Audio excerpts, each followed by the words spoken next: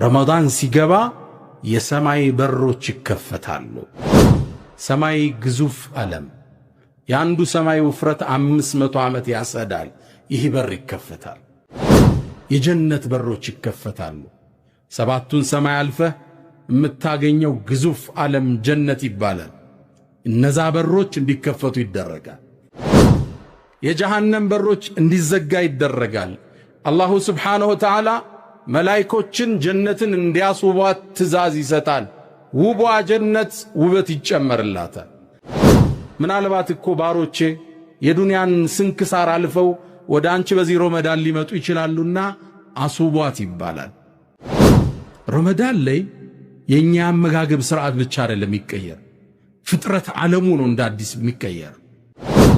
ሰማይ ይከፋፈታል፣ የጀነት በሮች ይከፈታሉ፣ የጀሃነም በር ይዘጋል። መላእካን ከሰማይ ወደ መሬት ይረግፋሉ። ሽሮ በላ ደሮ በላ ውስጡ ደስተኛ የተረጋጋ የሰከነ ስብዕና። ጾም ይህን ደስታ የሚገልጥ የጥፍጥናውን በረካ የሚያመጣው የቁርአኑን ጥፍጥና የሶላቱን ጥፍጥና የሚያመጣው ገላጩ ገፋፊው ጾም ነው። ተነዘሉ الملائكة والروح فيها አው መላእካን ጅብሪልን አጅቧቸው ወደ ምድር የሚዘንቡበት ምሽትን ያዘው ወር ውስጥ ልንገባ ሳምንት ቀርቶናል።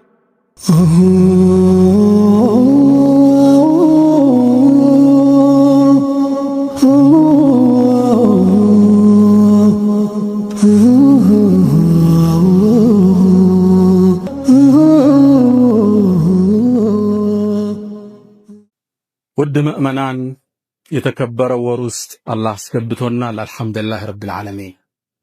ስለደረቁ ጉሮሮዎች ውሃ ስለተጠሙ ከናፍሮች እንዘክራለን።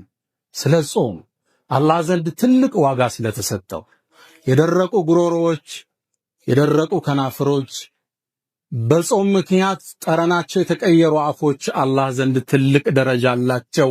ነብዩ አለይሂ ሰላቱ ሰላም የኩም ለኸሉፉ ፈመሳኢም የጾመኛ የተቀየረው የአፍ ጠረን አጥየቡ ዐንደላህ ምን ሪሕል ምስክ አላህ ዘንድ ከሚሸት ከሚያምር ምስክ በላይ ተወዳጅነት አለ። ትልቅ ቦታ አላህ የሚሰጠው እንደ ጾም ከፍታ ሰጥቶ የሚመነዳው የለም። አቡ ሁረይራ ባስተላለፉት ቡኻሪ ላይ በተዘገበው አላሁ ስብሓነሁ ወተዓላ ጾም የኔ ነው እኔ ነው የምመነዳው ይላል። ያ ባሪያዬ ስሜቱን ምግቡን መጠጡን ለኔ ብሎ ተወ፣ ጾምማ ለኔ ነው እኔ ነው የምከፍለው ምንዳውን ይላል። የጾምን ምንዳ አላህ ብቻ ነው የሚያውቅ። አላህ ትልቅ ቦታ የሰጠውን ፈሰውሙ ሊ ጾም ለኔ ነው አለ። ሶላት ስለ አላህ አይደል? ቁርአኑ ስለ አላህ አይደለም? አዎ፣ ግን ኢዳፈቱ ተሽሪፍ አላህ ሊያልቀው የኔ ነው አለ። ልክ ከዓባን በይቱላህ ምድር እኮ የአላህ ነው፣ ቤቶች ሁሉ የአላህ ነው፣ መስጂዶች ሁሉ የአላህ ነው። ወአነል መሳጅደ ሊላህ መስጂድ ሁሉ የአላህ ነው። ግን ጾም ከዓባን በይቱላህ የኔ ቤት አለው። ኢዳፈቱ ተሽሪፍ የሷሊህን ግመል ናቀተላህ የአላህ ግመል ተባለች። ሁሉም ግመሎች የአላህ ናቸው። ፍጥረት ዓለሙ የአላህ ነው። በተአምር ስላወጣት የአላህ ግመል ተባለች። ኢዳፈቱ ተሽሪፍ ጾምንም አላህ ከፍታውን ሰቀልና ጾም የኔ ነው እኔ ነው የምከፍለው አለ አላህ። ጾም ትልቅ ነገር ነው። ለዛ ነው አቡ ኡማመተ አልባሂሊ ነሳኢ ላይ በተዘገበው ነብዩ መጣውና ጠየቅኳቸው፣ የአላህ መልእክተኛ አንድ ቃል ንገረኝ እንዳደራ ምዘው አልኳቸው። ጾምን ያዝ ፈኢነሁ ላ ሚስለ ለህ እሱም ይመስል የለም አለ። ጾም የሌላውን ዒባዳ ቅርፊት የሚገፍልህ እሱ ነው። ቁርአንን ጾመ ስትቀረው ይለያል። ዚክርን ጾመ ስትለው ይለያል። ኢሻ የሚከብደው ሰው ስለ ጾመ እኮ ነው መጥቶ ተራዊ ያልበቃው ብሎ ተሐጁድ የሚጋፋው። የሶላት ጥፍጥና በቀን አንድ ፔጅ ማይቀራ ሰው ሶላት ላይ አንድ ጁዝ እንዴት ይቆማል? ጾም የሚገፈው ግልጥናል ጥፍጥናል። የታሸጉ ዒባዳዎች በደረቁ ጉሮሮች ይከፈታል። ልብ ብላ አስተውላ አዛን ከማለቱ 20 ደቂቃ በፊት ሚሰማህ ደስታ ምድር ላይ እሱም ይተካል። ተምሩ ቀርቦ ቢስሚላህ ብለህ ስትመገበው ለሳኢሚ ፈርሐታ ሁለት ደስታ አለው ተብሎ ደስታው ያኔ ይታተማል። በተለይ ከዓሱር በኋላ ቁርአን ይዘህ ቀን ትንሽ አርፈህ ቁርአንን እስኪያዘው ጥፍጥናው የተለየ ነው። ዚክር እስኪበለው ተይስቶ የተለየ ጾም አከታትለው ነበርና ዑመር ኢብኑ አልኸጣብ የሚጾም እና አይሸቱ ረዲየላሁ ተዓላ እና ዑስማን ኢብኑ አፋን ሐታ ሊሞቱ ሲል እንኳን ጾሙን አልተውም ነበር። ዑስማን ኢብኑ አፋን ከመሞታቸው አንድ ቀን በፊት ከመገደላቸው ታሪኩ ሰፊ ነው፣ ሌላ ጊዜ እንዘክረዋለን። በህልማቸው ነብዩንና ሸይኸይን አቡበክርና ዑመርን አዩ። እሳቸው ኸሊፋ ናቸው። ከዛ ምግብ ቀርቧል ሊበሉ ሲሉ አሁን ከኛ ጋር አትበላም፣ ነገ ጾምና አብረህን ታፈጥራለህ አሉት። ሰይድና ዑስማን ጾሙ፣ በዛውን ቀን ተገደሉ። ምናልባት ህልማቸው ተተርጉሟል። ሰይድና ዓሊ ረዲየላሁ ተዓላ ዐንሁ ጿሚ ነበሩ። ሐታ ነቢዩ ዓለይሂ ሰላቱ ወሰላም ወስያ ሰጥተዋቸዋል። አንዴ ጠሯቸው፣ ያ ዓሊ አተድሪ መን አሽቅ ናስ፣ ከዚህ ትውልድ እድለቢሱ እርጉሙ ማን እንደሆነ ታውቃለህ አሉ። ከመጀመሪያው ትውልድ ግመሏን የቆረጣት ነው አላቸው። ኢዝም በዓሰ አሽቃሃ፣ ከዚህ ትውልድ አላቅም አላቸው። ከዚህ ትውልድማ አንተን የሚገልህ ነው አለ። አብዱራህማን ኢብኑ ሙልጅም የሚባል ከሃዲ ነበር፣ ለሱብሒ ሲወጡ የገደላቸው። ደነገጠ ዓሊ። የአላህ መልእክተኛ እገደላለሁ እንዴ አላቸው። አዎ ያ ዓሊ ትገደላለህ፣ ወአንተ አኽመስ፣ ስትሞት ያኔ ረሃብ ላይ ነህ አንተ። ምናልባት ጾመዋል፣ በጣም በተራቡበት ወቅት ነው የሚሰሙት። ወአነ ሃዚህ ይሄ ጺምህ ለቱኽደቡ ብድማ፣ ደም ይታጠባል አሉት። ደነገጠ ዓሊ። የነቢዩን ቃል እውነት አለ። ለዛ ነው አንዴ ኩፋ የሚባል ኢራቅ ላይ ሄደው ታመው ሳለ ሊሞት ነው አሚረል ሙእሚኒን ሲሉ አልሞትም እኔ ገና መሞተው ጺሜ በደም ተነክሮ ነው አላቸው። አንዴ እጁን እያስታጠቡት ፊቱን ሲታጠብ ጺሙ በውሃ ወረዛ፣ ውሃ ረገዘ። ልብ በሉ ነብዩ ነግረውኛል፣ የኔ ጺም በደም ሳይነከር አልሞትም ማለት። የነብዩ ቃል ተፈጸመ። ዓሊ ሰይድና ዓሊም እንደራባቸው እንደ ጾሙ ተሰው። ጾመው አላህን መገናኘት ይናፍቁ ነበር። ከጾም አያቋርጡም ነበር። ደዋሙ ሲያም ባህሪያቸውን የሌላውን ዒባዳ ጥፍጥና የሚገልጸው ጾም መሆኑን ያውቃሉ። ሁሌም ጿሚ ናቸው። ሐታ ሊሞቱ ብለው ዑርወት ኢብኑ ዙበይር ታዋቂው ሰሃባ የሞት አፋፍ ሲደርስ ያው ሊሞት ሲል ሰው አፉ ይደርቃል፣ ምላሱ ይላወሳል። ውሃ መጡለትና ጠጣ አሉት። ውሃን ያልጠጣ ማለት እንደ ጾሙ ከአላህን መገናኘት ነው ፈልጋላችሁ።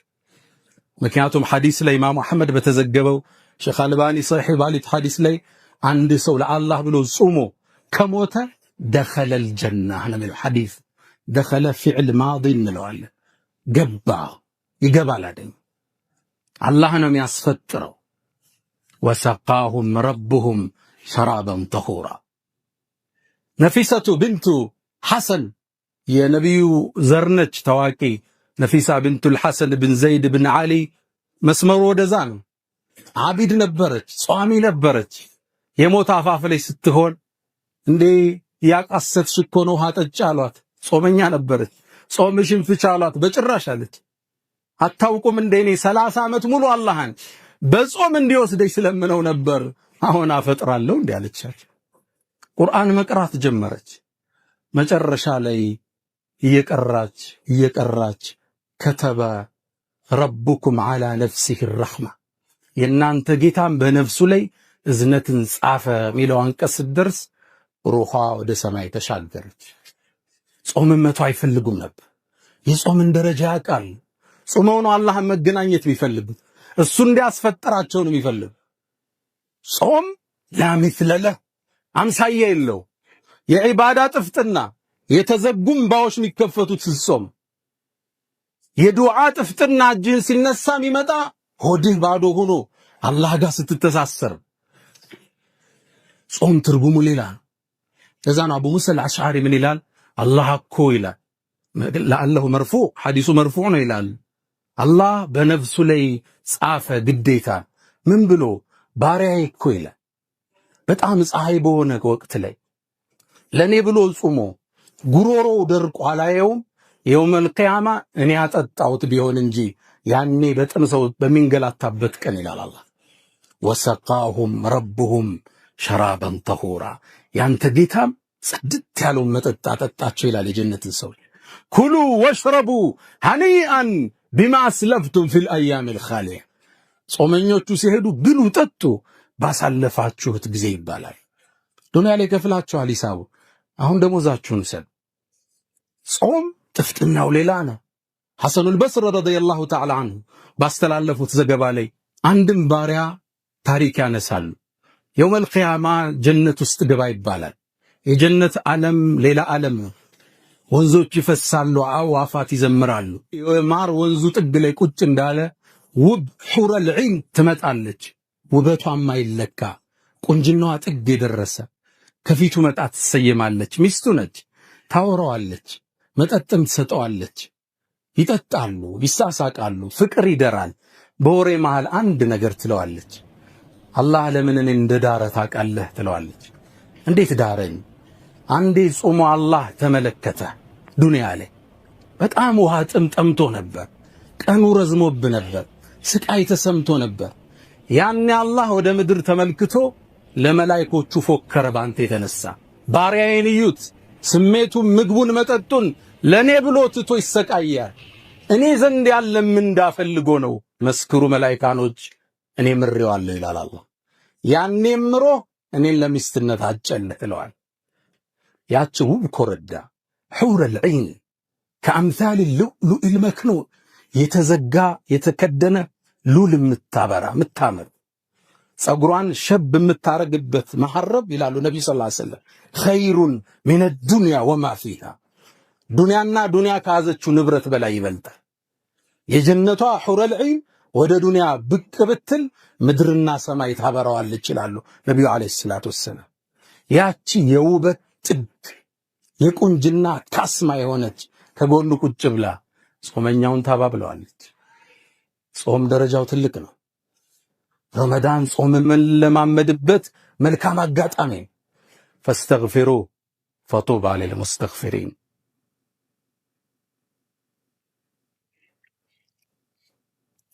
አልሐምዱሊላህ ዐላ ኢሕሳኒህ ወሽክሩ ለሁ ዐላ ተፈዱሊህ ወምትናኒህ ወላ ኢላሃ ኢለላህ ተዕዚመን ሊሸእኒህ። ኢብኑል ጀውዚ ታዋቂው የእስልምና ምሁር በርካታ መጽሐፍትን የጻፉ ትልቅ ዓሊም ናቸው። ከተብቱ ቢኡስቡዐይ ሃተይኒ 2000 ሙጀለዲን በሁለቱ ጣቶቼ 2000 ቮሊዩም ጽፍ ያለው የሚሉ የዘመናቸው ካስማ ነበሩ። እኒህ ሰው አንድ ነገር ይላሉ። ረመዳን ማለት ልክ እንደ ዩሱፍ ከወንድሞቹ መሃል ማለት ነው። ልክ ዩሱፍ አባቱ ያዕቁብ ዘንድ በጣም እንደተወደደው ሁሉ ረመዳንም አላህ ዘንድ ከወሮቹ ሁሉ የተወደደ ነው። ረመዳን ቀሲሩ ላ የቅበሉ ተቅሲር። ረመዳን አጭር ነው፣ ማጉደልን አይቀበልም። ኃላፊ ነው፣ መዘናጋትን አይቀበልም። ረመዳን ማለት ልክ እንደ ዩሱፍ ከ12ቱ ወንድሞቹ መሃል እንደሆነው 11 ወንድሞቹ እሱ 12ኛ። ረመዳንም አንድ ወር ከ11 ወር ጋር አንድ ዓመት።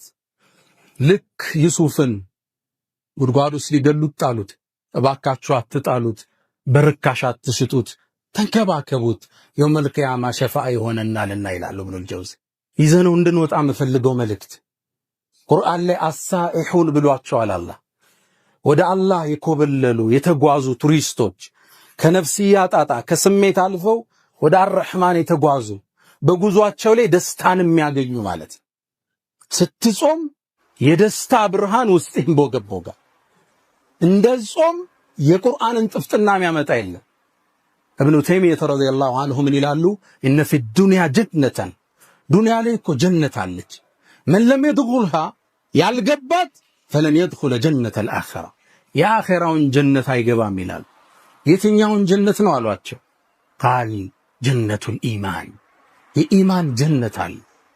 ብዙ ሰው ማያውቅ የኢኮኖሚ ድሎት ደስታን አይሰጥም፣ ጊዜያዊን እንጂ። መኪና ዛሬ ይዘህ በ6 ወሩ መቀየር ያምራል። የገባህበት ቤት ነገ ልትለውጦ ያምራል።